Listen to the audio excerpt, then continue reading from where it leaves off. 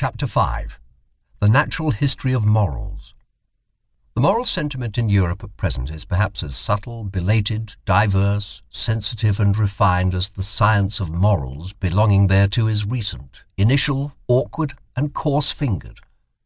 An interesting contrast which sometimes becomes incarnate and obvious in the very person of a moralist. Indeed, the expression science of morals is, in respect to what is designated thereby, far too presumptuous and counter to good taste, which is always a foretaste of more modest expressions. One ought to avow with the utmost fairness what is still necessary here for a long time, what is alone proper for the present, namely, the collection of material, the comprehensive survey and classification of an immense domain of delicate sentiments of worth and distinctions of worth, which live, grow, propagate, and perish, and perhaps attempts to give a clear idea of the recurring and more common forms of these living crystallizations, as preparation for a theory of types of morality. To be sure, people have not hitherto been so modest. All the philosophers, with a pedantic and ridiculous seriousness, demanded of themselves something very much higher, more pretentious and ceremonious when they concerned themselves with morality as a science. They wanted to give a basic to morality, and every philosopher hitherto has believed that he has given it a basis. Morality itself, however, has been regarded as something given. How far from their awkward pride was the seemingly insignificant problem, left in dust and decay, of a description of forms of morality, notwithstanding that the finest hands and senses could hardly be fine enough for it.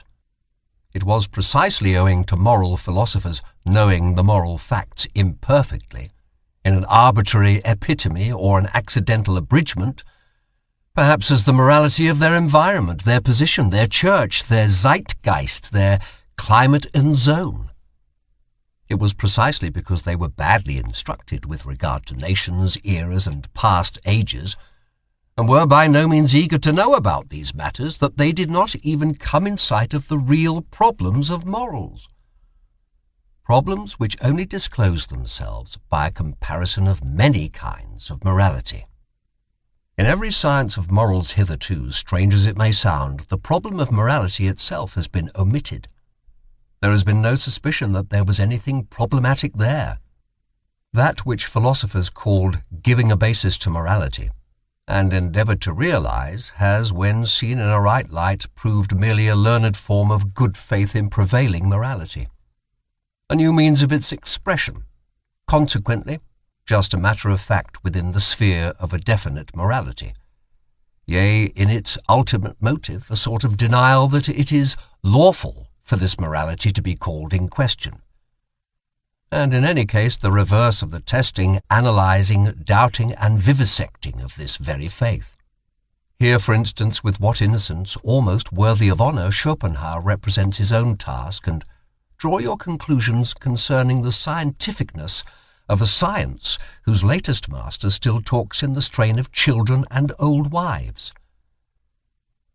The principle, he says, page 136 of the Grundprobleme der Ethik, the axiom about the purport of which all moralists are practically agreed, nemainem laide immo omnes quantum potes juva, is really the proposition which all moral teachers strive to establish, the real basis of ethics which has been sought, like the philosopher's stone, for centuries. The difficulty of establishing the proposition referred to may indeed be great.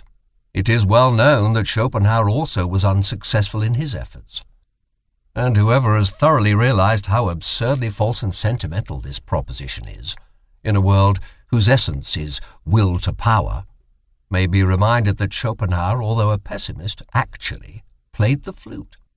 Daily, after dinner, one may read about the matter in his biography. A question, by the way. A pessimist, a repudiator of God and of the world, who makes a halt at morality, who assents to morality, and plays the flute to laide nemainem morals. What? Is that really a pessimist? Apart from the value of such assertions as there is a categorical imperative in us, one can always ask, what does such an assertion indicate about him who makes it? There are systems of morals which are meant to justify their author in the eyes of other people. Other systems of morals are meant to tranquilize him and make him self-satisfied. With other systems he wants to crucify and humble himself. With others he wishes to take revenge. With others to conceal himself. With others to glorify himself and give superiority and distinction. This system of morals helps its author to forget. That system makes him, or something of him, forgotten. Many a moralist would like to exercise power and creative arbitrariness over mankind. Many another, perhaps, Kant especially, gives us to understand by his morals that what is estimable in me is that I know how to obey. And with you it shall not be otherwise than with me. In short, systems of morals are only a sign language of the emotions. In contrast to laissez-aller, every system of morals is a sort of tyranny against nature, and also against reason. That is, however, no objection unless one should again decree by some system of morals that all kinds of tyranny and unreasonableness are unlawful. What is essential and invaluable in every system of morals is that it is a long constraint. In order to understand Stoicism, or Port Royal, or Puritanism, one should remember the constraint under which every language has attained to strength and freedom. The metrical constraint, the tyranny of rhyme and rhythm. How much trouble have the poets and orators of every nation given themselves, not excepting some of the prose writers of today, in whose ear dwells an inexorable conscientiousness, for the sake of a folly, as utilitarian bunglers say, and thereby deem themselves wise, from submission to arbitrary laws, as the anarchists say, and thereby fancy themselves free, even free-spirited. The singular fact remains, however, that everything of the nature of freedom, elegance, boldness, dance, and masterly certainty, which exists or has existed, whether it be in thought itself, or in administration, or in speaking and persuading, in art, just as in conduct, has only developed by means of the tyranny of such arbitrary law. And in all seriousness, it is not at all improbable that precisely this is nature and natural, and not laissez-aller. Every artist knows how different from the state of letting himself go is his most natural condition. The free-arranging, locating, disposing, and constructing in the moments of inspiration. And how strictly and delicately he then obeys 1,000 laws which, by their very rigidness and precision, defy all formulation by means of ideas. Even the most stable idea has, in comparison therewith, something floating, manifold and ambiguous in it. The essential thing in heaven and in earth is apparently, to repeat it once more, that there should be long obedience in the same direction. Thereby results, and has always resulted in the long run, something which has made life worth living.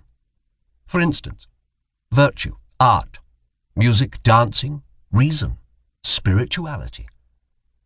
Anything whatever that is transfiguring, refined, foolish, or divine.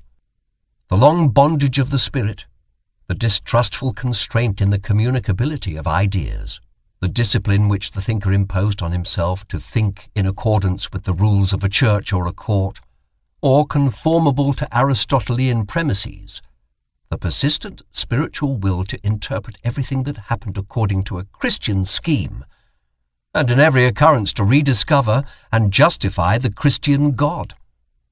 All this violence, arbitrariness, severity, dreadfulness, and unreasonableness has proved itself the disciplinary means whereby the European spirit has attained its strength, its remorseless curiosity, and subtle mobility. Granted also that much irrecoverable strength and spirit had to be stifled, suffocated, and spoilt in the process. For here, as everywhere, nature shows herself as she is, in all her extravagant and indifferent magnificence, which is shocking but nevertheless noble. That for centuries European thinkers only thought in order to prove something. Nowadays, on the contrary, we are suspicious of every thinker who wishes to prove something. That it was always settled beforehand what was to be the result of their strictest thinking, as it was perhaps in the Asiatic astrology of former times, or as it is still at the present day in the innocent Christian moral explanation of immediate personal events, for the glory of God or for the good of the soul. This tyranny, this arbitrariness, this severe and magnificent stupidity has educated the spirit. Slavery, both in the coarser and the finer sense, is apparently an indispensable means even of spiritual education and discipline. One may look at every system of morals in this light. It is nature therein which teaches to hate the laissez-aller, the too great freedom, and implants the need for limited horizons, for immediate duties. It teaches the narrowing of perspectives, and thus, in a certain sense, that stupidity is a condition of life and development. Thou must obey someone, and for a long time, otherwise thou wilt come to grief and lose all respect for thyself. This seems to me to be the moral imperative of nature, which is certainly neither categorical, as old Kant wished, consequently the otherwise, nor does it address itself to the individual. What does nature care for the individual? But to nations, races, ages, and ranks. Above all, however, to the animal man generally, to mankind. Industrious races find it a great hardship to be idle. It was a masterstroke of English instinct to hallow and begloom Sunday to such an extent that the Englishman unconsciously hankers for his week and work day again. As a kind of cleverly devised, cleverly intercalated fast, such as is also frequently found in the ancient world, although, as is appropriate in southern nations, not precisely with respect to work. Many kinds of fasts are necessary, and wherever powerful influences and habits prevail, legislators have to see that intercalary days are appointed on which such impulses are fettered and learn to hunger anew. Viewed from a higher standpoint, whole generations and epochs, when they show themselves infected with any moral fanaticism, seem like those intercalated periods of restraint and fasting during which an impulse learns to humble and submit itself, at the same time also to purify and sharpen itself. Certain philosophical sects likewise admit of a similar interpretation. For instance, the Stoa, in the midst of Hellenic culture, with the atmosphere rank and overcharged with aphrodisiacal odours. Here also is a hint for the explanation of the paradox, why it was precisely in the most Christian period of European history, and in general only under the pressure of Christian sentiments, that the sexual impulse sublimated into love, amour passion. There is something in the morality of Plato which does not really belong to Plato, but which only appears in his philosophy, one might say, in spite of him, namely Socratism, for which he himself was too noble. No one desires to injure himself, hence all evil is done unwittingly. The evil man inflicts injury on himself. He would not do so, however, if he knew that evil is evil. The evil man, therefore, is only evil through error. If one free him from error, one will necessarily make him good. This mode of reasoning savours of the populace, who perceive only the unpleasant consequences of evil-doing and practically judge that it is stupid to do wrong, while they accept good as identical with useful and pleasant without further thought. As regards every system of utilitarianism, one may at once assume that it has the same origin and follow the scent. One will seldom err. Plato did all he could to interpret something refined and noble into the tenets of his teacher, and above all, to interpret himself into them. He, the most daring of all interpreters, who lifted the entire Socrates out of the street as a popular theme and song, to exhibit him in endless and impossible modifications, namely, in all his own disguises and multiplicities. In jest and in Homeric language as well, what is the Platonic Socrates if not Greek words inserted here? The old theological problem of faith and knowledge, or more plainly of instinct and reason. The question whether, in respect to the valuation of things, instinct deserves more authority than rationality, which wants to appreciate and act according to motives, according to a why, that is to say, in conformity to purpose and utility. It is always the old moral problem that first appeared in the person of Socrates, and had divided men's minds long before Christianity. Socrates himself, following of course the taste of his talent, that of a surpassing dialectician, took first the side of reason. And in fact, what did he do all his life but laugh at the awkward incapacity of the noble Athenians, who were men of instinct, like all noble men, and could never give satisfactory answers concerning the motives of their actions. In the end, however, though silently and secretly, he laughed also at himself with his finer conscience and introspection. He found in himself the same difficulty and incapacity. But why, he said to himself, should one on that account separate oneself from the instincts? One must set them right, and the reason also. One must follow the instincts, but at the same time persuade the reason to support them with good arguments. This was the real falseness of that great and mysterious ironist. He brought his conscience up to the point that he was satisfied with a kind of self-outwitting. In fact, he perceived the irrationality in the moral judgment.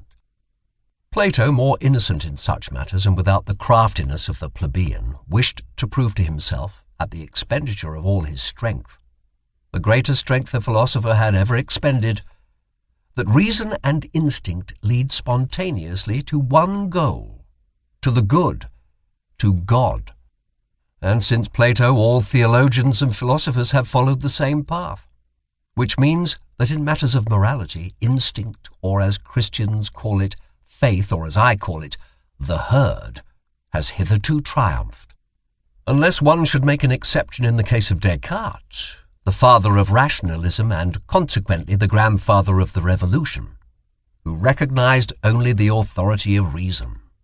But reason is only a tool, and Descartes was superficial.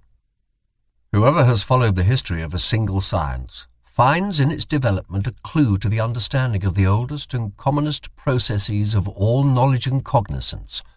There, as here, the premature hypotheses, the fictions, the good, stupid will to belief, and the lack of distrust and patience are first developed.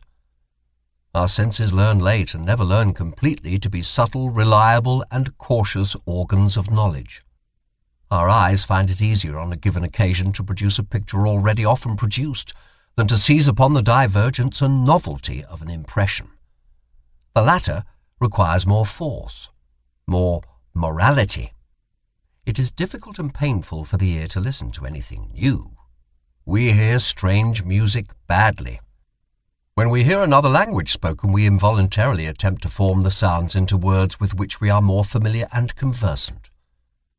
It was thus, for example, that the Germans modified the spoken word Arqueballista into Armbrust, crossbow. Our senses are also hostile and averse to the new. And generally, even in the simplest processes of sensation, the emotions dominate, such as fear, love, hatred, and the passive emotion of indolence. As little as a reader nowadays reads all the single words, not to speak of syllables, of a page, he rather takes about 5 out of every 20 words at random and guesses the probably appropriate sense to them. Just as little do we see a tree correctly and completely in respect to its leaves, branches, colour, and shape. We find it so much easier to fancy the chance of a tree. Even in the midst of the most remarkable experiences, we still do just the same. We fabricate the greater part of the experience, and can hardly be made to contemplate any event except as inventors thereof. All this goes to prove that from our fundamental nature and from remote ages we have been accustomed to lying. Or, to express it more politely and hypocritically, in short, more pleasantly, one is much more of an artist than one is aware of. In an animated conversation, I often see the face of the person with whom I am speaking so clearly and sharply defined before me, according to the thought he expresses, or which I believe to be evoked in his mind, that the degree of distinctness far exceeds the strength of my visual faculty. The delicacy of the play of the muscles and of the expression of the eyes must, therefore, be imagined by me. Probably the person put on quite a different expression, or none at all. Quidquid luce fuit tenebris agit, but also contrariwise. What we experience in dreams, provided we experience it often, pertains at last just as much to the general belongings of our soul as anything actually experienced. By virtue thereof we are richer or poorer, we have a requirement more or less, and finally in broad daylight and even in the brightest moments of our waking life, we are ruled to some extent by the nature of our dreams. Supposing that someone has flown in his dreams, and that at last, as soon as he dreams, he is conscious of the power and art of flying as his privilege and his peculiarly enviable happiness. Such a person, who believes that on the slightest impulse he can actualize all sorts of curves and angles, who knows the sensation of a certain divine levity, and upwards without effort or constraint, and downwards without descending or lowering, without trouble, how could the man with such dream experiences and dream habits fail to find happiness differently coloured and defined even in his waking hours?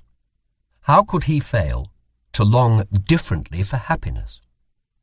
Flight, such as is described by poets, must, when compared with his own flying, be far too earthly, muscular, violent, far too troublesome for him.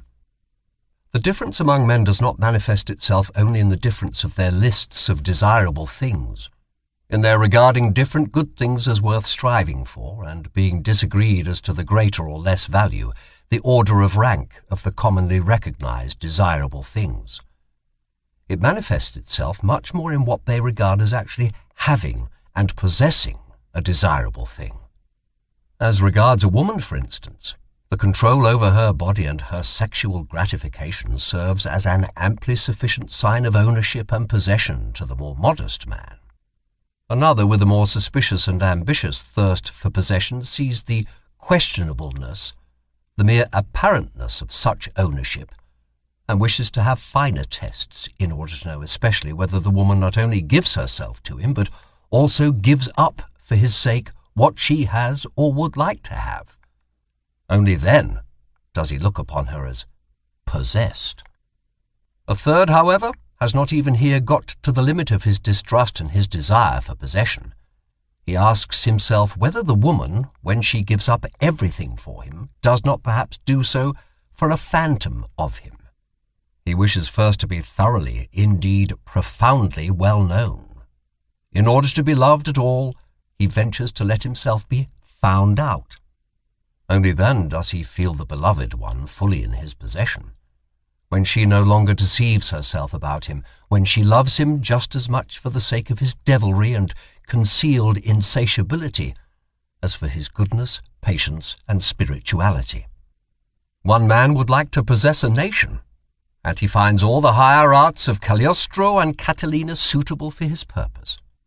Another, with a more refined thirst for possession, says to himself, one may not deceive where one desires to possess.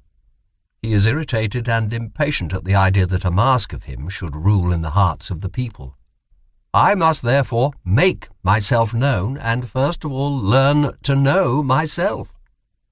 Among helpful and charitable people, one almost always finds the awkward craftiness which first gets up suitably him who has to be helped, as though, for instance, he should merit help, seek just their help, and would show himself deeply grateful, attached, and subservient to them for all help. With these conceits they take control of the needy as a property, just as in general they are charitable and helpful out of a desire for property. One finds them jealous when they are crossed or forestalled in their charity. Parents involuntarily make something like themselves out of their children. They call that education. No mother doubts at the bottom of her heart that the child she has born is thereby her property. No father hesitates about his right to his own ideas and notions of worth. Indeed, in former times, fathers deemed it right to use their discretion concerning the life or death of the newly born, as among the ancient Germans. And like the father, so also do the teacher, the class, the priest, and the prince still see in every new individual an unobjectionable opportunity for a new possession.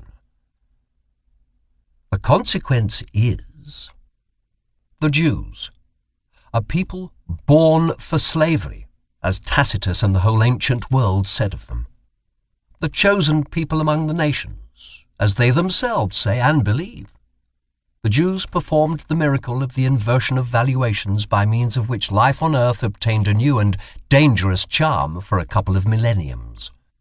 Their prophets fused into one the expressions rich, godless, wicked, violent, sensual, and for the first time coined the word world as a term of reproach.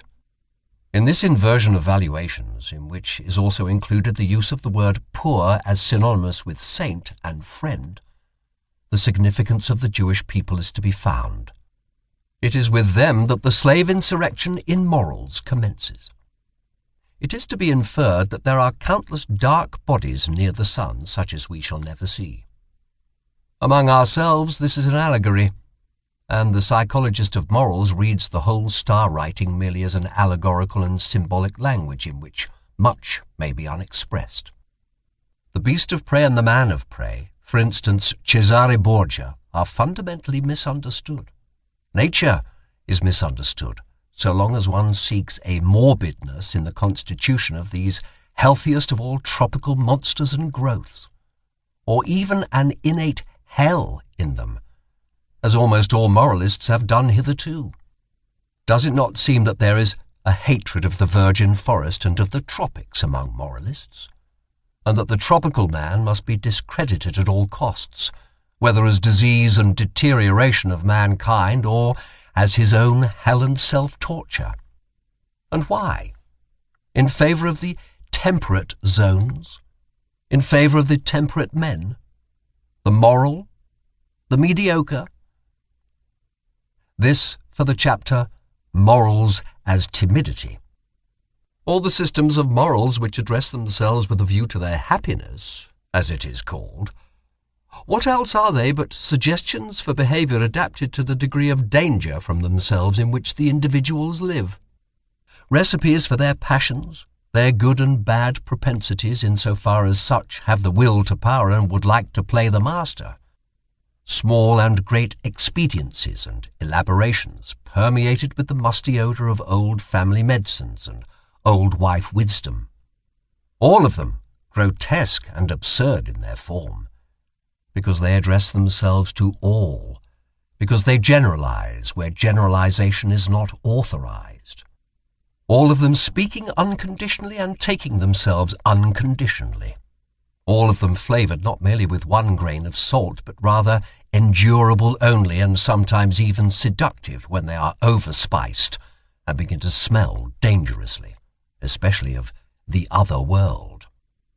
That is all of little value when estimated intellectually, and is far from being science, much less wisdom. But repeated once more and 3 times repeated, it is expediency, expediency, expediency mixed with stupidity, stupidity, stupidity. Whether it be the indifference and statuesque coldness towards the heated folly of the emotions, which the Stoics advised and fostered, or the no more laughing and no more weeping of Spinoza, the destruction of the emotions by their analysis and vivisection which he recommended so naively, or the lowering of the emotions to an innocent mean at which they may be satisfied, the Aristotelianism of morals, or even morality, as the enjoyment of the emotions in a voluntary attenuation and spiritualization by the symbolism of art, perhaps as music, or as love of God, and of mankind for God's sake. For in religion the passions are once more enfranchised, provided that Or finally, even the complaisant and wanton surrender to the emotions, as has been taught by Hafiz and Goethe, the bold letting go of the reins, the spiritual and corporeal licentia morum in the exceptional cases of wise old codgers and drunkards, with whom it no longer has much danger. This also for the chapter Morals as Timidity. Inasmuch as in all ages, as long as mankind has existed, there have also been human herds, family alliances, communities, tribes, peoples, states, churches, and always a great number who obey in proportion to the small number who command. In view, therefore, of the fact that obedience has been most practised and fostered among mankind hitherto, one may reasonably suppose that, generally speaking, the need thereof is now innate in everyone as a kind of formal conscience, which gives the command, "Thou shalt unconditionally do something, unconditionally refrain from something." In short, "Thou shalt." This need tries to satisfy itself and to fill its form with a content according to its strength, impatience, and eagerness. It at once seizes as an omnivorous appetite with little selection, and accepts whatever is shouted into its ear by all sorts of commanders, parents, teachers, laws, class prejudices, or public opinion. The extraordinary limitation of human development, the hesitation, protractedness, frequent retrogression and turning thereof, is attributable to the fact that the herd instinct of obedience is transmitted best, and at the cost of the art of command. If one imagine this instinct increasing to its greatest extent, commanders and independent individuals will finally be lacking altogether, or they will suffer inwardly from a bad conscience and will have to impose a deception on themselves, in the first place, in order to be able to command just as if they also were only obeying. This condition of things actually exists in Europe at present.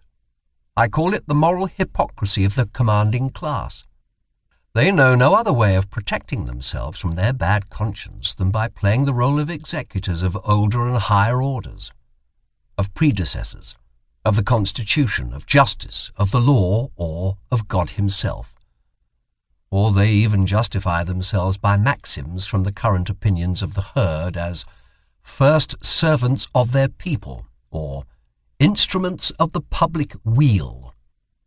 On the other hand, the gregarious European man nowadays assumes an air as if he were the only kind of man that is allowable. He glorifies his qualities, such as public spirit, kindness, deference, industry, temperance, modesty, indulgence, sympathy, by virtue of which he is gentle, endurable, and useful to the herd, as the peculiarly human virtues. In cases, however, where it is believed that leader and bellwether cannot be dispensed with, attempt after attempt is made nowadays to replace commanders by the summing together of clever gregarious men. All representative constitutions, for example, are of this origin. In spite of all, what a blessing, what a deliverance from a weight becoming unendurable is the appearance of an absolute ruler for these gregarious Europeans. Of this fact, the effect of the appearance of Napoleon was the last great proof. The history of the influence of Napoleon is almost the history of the higher happiness to which the entire century has attained in its worthiest individuals and periods. The man of an age of dissolution which mixes the races with one another, who has the inheritance of a diversified descent in his body, that is to say, contrary and often not only contrary instincts and standards of value which struggle with one another and are seldom at peace. Such a man of late culture and broken lights will, on an average, be a weak man. His fundamental desire is that the war which is in him should come to an end. Happiness appears to him in the character of a soothing medicine and mode of thought, for instance, Epicurean or Christian. It is, above all things, the happiness of repose, of undisturbedness, of repletion, of final unity. It is the Sabbath of Sabbaths, to use the expression of the holy rhetorician, St. Augustine, who himself was such a man. Should, however, the contrariety and conflict in such natures operate as an additional incentive and stimulus to life, and if, on the other hand, in addition to their powerful and irreconcilable instincts, they have also inherited and indoctrinated into them a proper mastery and subtlety for carrying on the conflict with themselves, that is to say, the faculty of self-control and self-deception, there then arise those marvellously incomprehensible and inexplicable beings, those enigmatical men, predestined for conquering and circumventing others, the finest examples of which are Alcibiades and Caesar, with whom I should like to associate the first of Europeans according to my taste, the Hohenstaufen, Friedrich II, and among artists, perhaps Leonardo da Vinci. They appear precisely in the same periods when that weaker type, with its longing for repose, comes to the front. The two types are complementary to each other and spring from the same causes. As long as the utility which determines moral estimates is only gregarious utility, as long as the preservation of the community is only kept in view, and the immoral is sought precisely and exclusively in what seems dangerous to the maintenance of the community, there can be no morality of love to one's neighbour. Granted even that there is already a little constant exercise of consideration, sympathy, fairness, gentleness, and mutual assistance. Granted that even in this condition of society all those instincts are already active which are latterly distinguished by honourable names as virtues, and eventually almost coincide with the conception morality. In that period they do not as yet belong to the domain of moral valuations. They are still ultra-moral. A sympathetic action, for instance, is neither called good nor bad, moral nor immoral in the best period of the Romans. And should it be praised, a sort of resentful disdain is compatible with this praise, even at the best, directly the sympathetic action is compared with one which contributes to the welfare of the whole, to the res publica. After all, love to our neighbour is always a secondary matter, partly conventional and arbitrarily manifested in relation to our fear of our neighbour. After the fabric of society seems on the whole established and secured against external dangers, it is this fear of our neighbour which again creates new perspectives of moral valuation.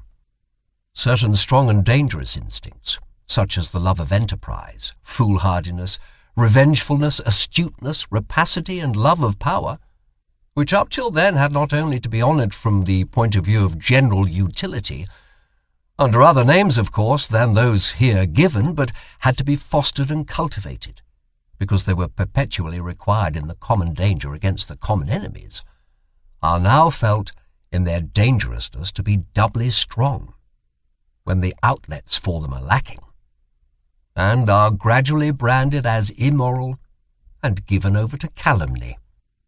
The contrary instincts and inclinations now attain to moral honour. The gregarious instinct gradually draws its conclusions. How much or how little dangerousness to the community or to equality is contained in an opinion, a condition, an emotion, a disposition, or an endowment? That is now the moral perspective. Here again fear is the mother of morals. It is by the loftiest and strongest instincts, when they break out passionately and carry the individual far above and beyond the average, on the low level of the gregarious conscience, that the self-reliance of the community is destroyed. Its belief in itself, its backbone, as it were, breaks. Consequently, these very instincts will be most branded and defamed.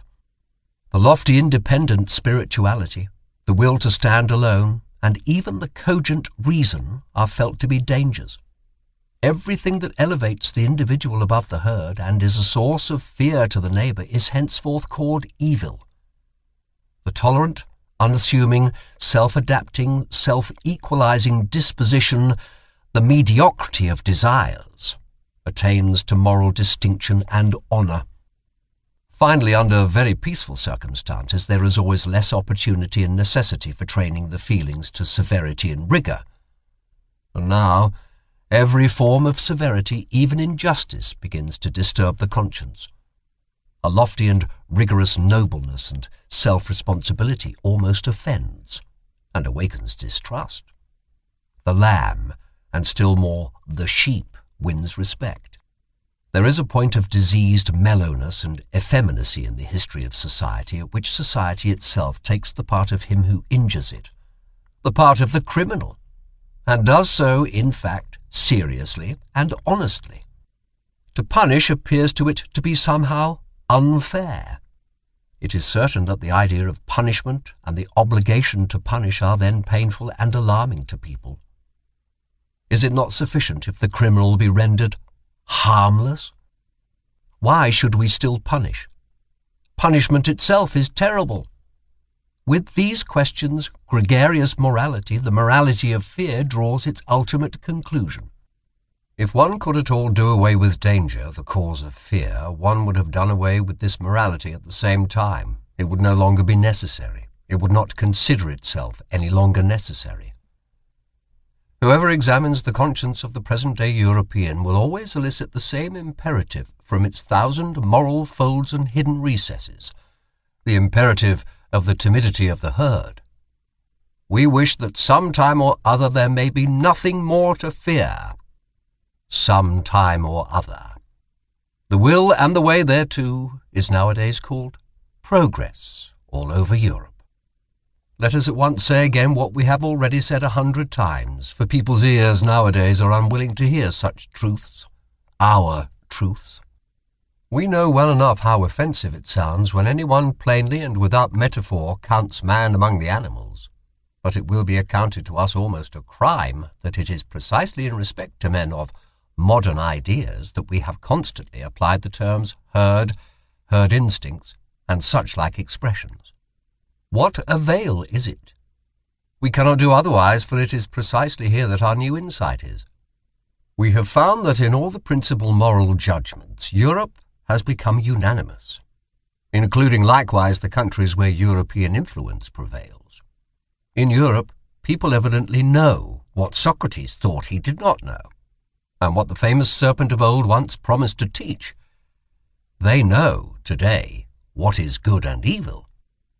It must then sound hard and be distasteful to the ear when we always insist that that which here thinks it knows, that which here glorifies itself with praise and blame, and calls itself good, is the instinct of the herding human animal, the instinct which has come and is ever coming more and more to the front, to preponderance and supremacy over other instincts, according to the increasing physiological approximation and resemblance of which it is the symptom.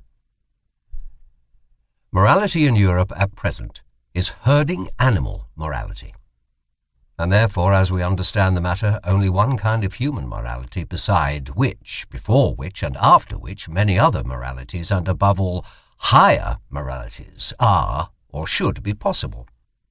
Against such a possibility, against such a should be, however, this morality defends itself with all its strength. It says obstinately and inexorably, I am morality itself, and nothing else is morality. Indeed, with the help of a religion which has humoured and flattered the sublimest desires of the herding animal, things have reached such a point that we always find a more visible expression of this morality, even in political and social arrangements. The democratic movement is the inheritance of the Christian movement. That its tempo, however, is much too slow and sleepy for the more impatient ones, for those who are sick and distracted by the herding instinct, is indicated by the increasingly furious howling and always less disguised teeth-gnashing of the anarchist dogs who are now roving through the highways of European culture. Apparently in opposition to the peacefully industrious Democrats and revolution ideologues, and still more so to the awkward philosophers and fraternity visionaries who call themselves socialists and want a free society. Those are really at one with them all in their thorough and instinctive hostility to every form of society other than that of the autonomous herd, to the extent even of repudiating the notions master and servant. Ni Dieu, ni maître, says a socialist formula, at one in their tenacious opposition to every special claim, every special right and privilege, This means ultimately opposition to every right, for when all are equal, no one needs rights any longer. At one in their distrust of punitive justice, as though it were a violation of the weak, unfair to the necessary consequences of all former society. But equally at one in their religion of sympathy, in their compassion for all that feels, lives, and suffers, down to the very animals, up even to God. The extravagance of sympathy for God belongs to a democratic age. Altogether at one in the cry and impatience of their sympathy and their deadly hatred of suffering generally, in their almost feminine incapacity for witnessing it or allowing it. At one in their involuntary beglooming and heart-softening under the spell of which Europe seems to be threatened with a new Buddhism. At one in their belief in the morality of mutual sympathy, as though it were morality in itself. The climax, the attained climax of mankind, the sole hope of the future, the consolation of the present, the great discharge from all the obligations of the past. Altogether at one in their belief in the community as the deliverer in the herd, and therefore in themselves.